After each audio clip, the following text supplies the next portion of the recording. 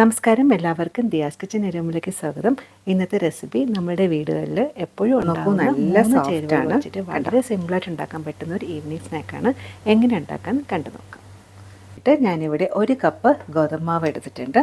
ആദ്യത്തെ സ്റ്റെപ്പ് എന്നുള്ളത് ഗോതമ്പ് മാവ് നന്നായിട്ടൊന്ന് ഡ്രൈ റോസ്റ്റ് ചെയ്ത് എടുക്കാം. ഒരു പാൻ എടുത്തിട്ടുണ്ട്. അതിലോട്ട് നമ്മൾ എടുത്തു വെച്ചേക്കുന്ന ഗോതമ്പ് മാവ് ചേർത്ത് കൊടുക്കാം. ഇനി ഇതൊരു ലോ ടു മീഡിയം ഫ്ലെയിമിൽ വെച്ചതിന് ശേഷം നന്നായിട്ടൊന്ന് റോസ്റ്റ് ചെയ്തെടുക്കുക.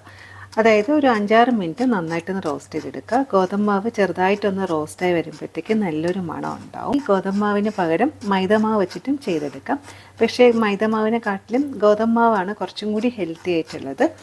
ഗോതമ്പ് മാവ് വറുക്കാൻ വെച്ചിട്ട് ഇപ്പോൾ ഒരു 5 മിനിറ്റ് ആയിട്ടുണ്ട്.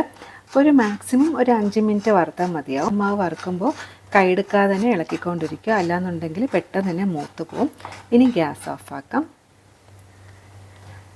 ഇനി ഇത് തണുക്കാനായിട്ട് വെയിറ്റ് ചെയ്യും. ഗോതമ്പ് മാവ് തണുക്കുന്ന സമയത്ത് ഞാൻ കുറച്ച് നാളികേരത്തിൻ്റെ പാലെടുത്ത് വെച്ചിട്ടുണ്ട്.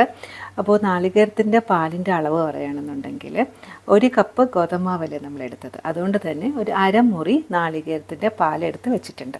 ഗോതമ്പ് മാവിൻ്റെ ചൂടൊക്കെ മാറിയിട്ടുണ്ട്. മിക്സിയിലൊരു വലിയ ജാർ എടുക്കാം. അതിലോട്ട് നമ്മൾ വറുത്ത് വെച്ചേക്കുന്ന ഗോതമ്പ് മാവ് ഇട്ട് കൊടുക്കാം.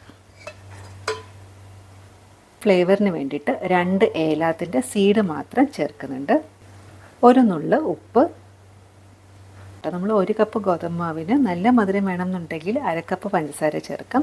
ഞാനിപ്പോൾ അറൗണ്ട് ഒരു 1/2 കപ്പിൻ്റെ 1/4 ഭാഗം, അതായത് ഒരു 5 ടേബിൾ സ്പൂൺ പഞ്ചസാരയാണ് ചേർക്കുന്നത്. അപ്പോൾ ഇതിപ്പോൾ പാകത്തിനുള്ള മധുരം ഉണ്ടാവും. നല്ല മധുരം വേണമെന്നുണ്ടെങ്കിൽ ഒരു 8 ടേബിൾ സ്പൂൺ പഞ്ചസാരയോ അല്ലെങ്കിൽ 1/2 കപ്പ് പഞ്ചസാര എടുക്കാം. അപ്പോൾ അത് ഇതിലോട്ട് ഇട്ട് കൊടുക്കാം. 2 കപ്പ് തേങ്ങാപ്പാൽ ചേർക്കാം.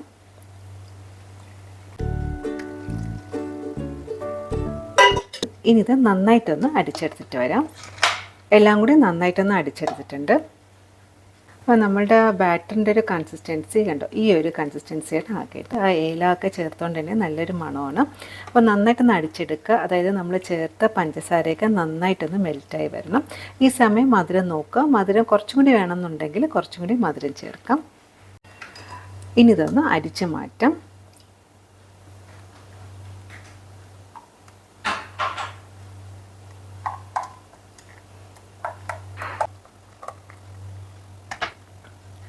ബാറ്ററിൻ്റെ ഒരു കൺസിസ്റ്റൻസി ഈ ഒരു കൺസിസ്റ്റൻസി ആട്ടോ. ഒത്തിരി കട്ടിയാവാനും പാടില്ല, എന്നാലും ഒത്തിരി ലൂസാവാനും പാടില്ല. അപ്പോൾ നമ്മൾ എടുത്ത ഒരു തേങ്ങാപ്പാലിൻ്റെ അളവ് കറക്റ്റാണ്. നമ്മൾ എത്രയാണോ ഗോതമ്പ് മാവ് എടുക്കുന്നത് അതിൻ്റെ ഡബിൾ ക്വാണ്ടിറ്റി ആയിരിക്കണം തേങ്ങാപ്പാൽ എടുക്കേണ്ടത്. അപ്പോൾ നന്നായിട്ട് അരിച്ചെടുത്തിട്ടുണ്ട്.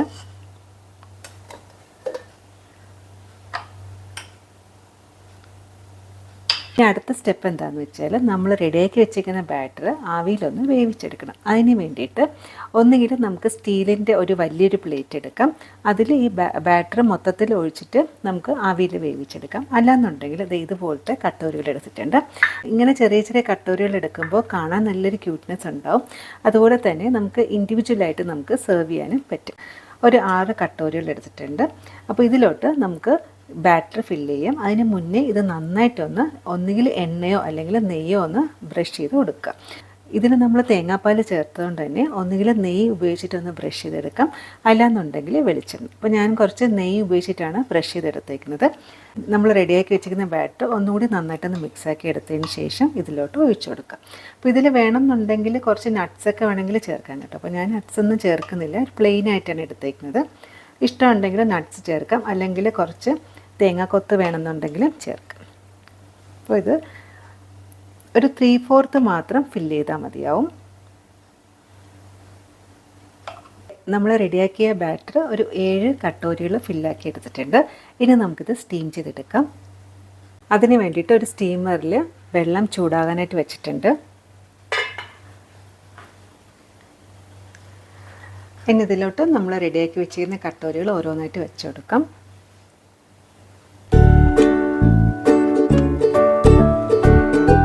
കറക്റ്റ് ഫില്ലായി കിട്ടിയിട്ടുണ്ട്. മീഡിയം ഫ്ലെയിമിൽ അടച്ചു വെച്ചിട്ടൊന്ന് വേവിച്ചെടുക്കാം. സ്റ്റീമറിൽ വേഗം വെച്ചിട്ട് ഇപ്പോൾ ഒരു 15 മിനിറ്റ് ആയിട്ടുണ്ട്. ടൂത്ത്പിക്ക് ഉപയോഗിച്ചിട്ട് ജസ്റ്റ് ഇതിൻ്റെ നടുക്ക് ഒന്നിങ്ങനെ പ്രസ് ചെയ്ത് കൊടുക്കാം. അപ്പോൾ അത് ക്ലീനായിട്ട് വന്നിട്ടുണ്ട്.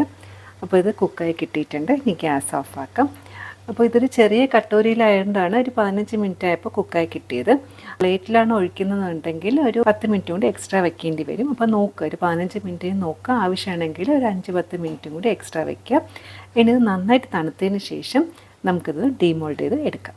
നന്നായിട്ടൊന്ന് ചൂട് മാറിയിട്ടുണ്ട്. ഇനി നമുക്കിത് പാത്രത്തിൽ നിന്ന് എടുത്ത് മാറ്റാം. അപ്പോൾ നന്നായിട്ട് ചൂട് മാറിയതിന് ശേഷമേ ഇത് എടുത്ത് മാറ്റാനായിട്ട് ശ്രമിക്കാവൂ, അല്ലാന്നുണ്ടെങ്കിൽ കറക്റ്റായിട്ട് വിട്ട് വരില്ല. ഇങ്ങനെ ഒന്ന് നമ്മൾ പ്രസ് ചെയ്യുമ്പോൾ തന്നെ ഇതിൽ നിന്ന് തന്നെ വിട്ട് വരും, കാണുന്നുണ്ടോ? അപ്പോൾ വേണമെന്നുണ്ടെങ്കിൽ ഇങ്ങനെ ഒരു സ്പൂണോ അല്ലെങ്കിൽ നൈഫ് വെച്ചിട്ട് ഇങ്ങനെ ഒന്ന് ആക്കിയെടുക്കുകയാണെന്നുണ്ടെങ്കിലും പെട്ടെന്ന് തന്നെ പാത്രത്തിൽ നിന്ന് വിട്ട് വരും. ഡീമോൾഡ് ചെയ്തെടുക്കാം. ഇതുപോലെ ബാക്കിയും കൂടി ഒന്ന് റെഡിയാക്കി എടുക്കാം. ഞാനിതൊന്ന് ടേസ്റ്റ് ചെയ്ത് നോക്കട്ടെ. അപ്പോൾ നോക്കൂ, നല്ല സോഫ്റ്റാണ്, കണ്ടോ?